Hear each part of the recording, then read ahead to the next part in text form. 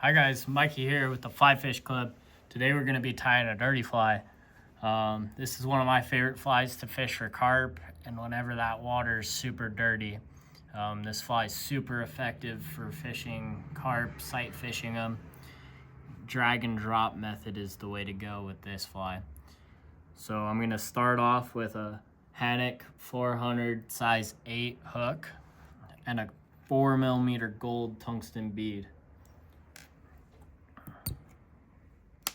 You're gonna need some hares ice stub, and I'm using this gray color.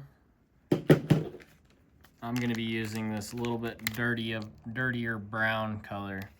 That cream color is good as well.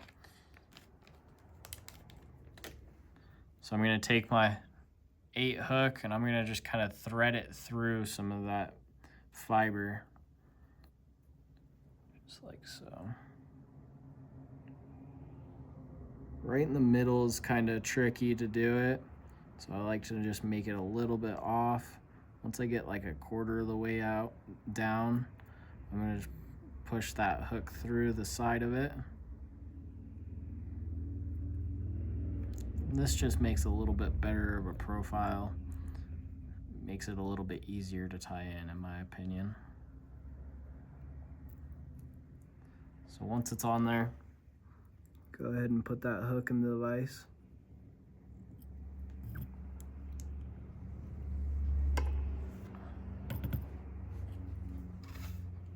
Go ahead and start your thread. I got some dark brown in 210. It really doesn't matter because you're gonna cover up most of that. I just like a thicker thread.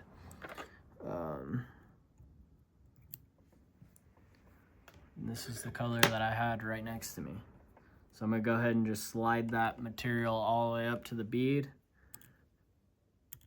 And I'm gonna go ahead and pinch it, just so when I tie it down, it doesn't want to spin on us. And if it tries to spin on you, just go ahead and move it back to where you want it.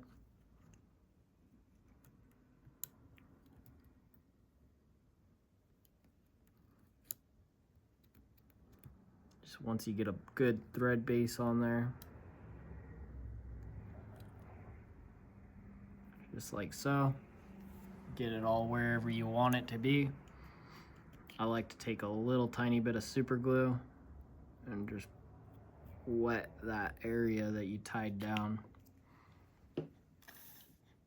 Now you're gonna take a pretty good pinch of that dubbing that I showed you, that gray hare's ear ice stub. And you're gonna go ahead and now make a good dubbing noodle. I like to make mine pretty thick. Probably need a little bit more.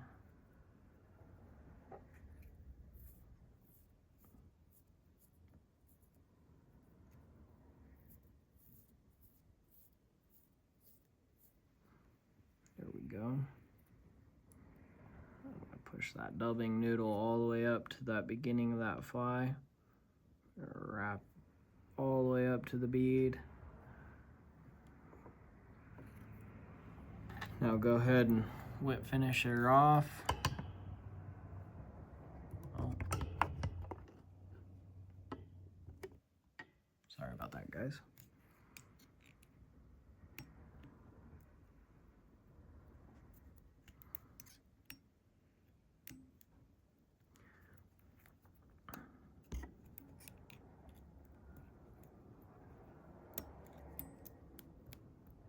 There you go.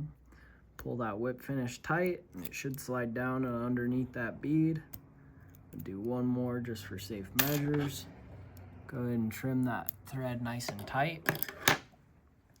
Take a dubbing brush, kind of just pick out some of those fibers, make it a little bit more buggy. Just make sure you go all the way around. And there you go. It's a nice mop fly. Super effective for carp. I know people catch them on catch trout on them. You can tie them in a bunch of different colors. I really enjoy fishing this fly for carp though, sight casting to them. Thank you guys for watching, and hopefully you enjoyed this dirty fly.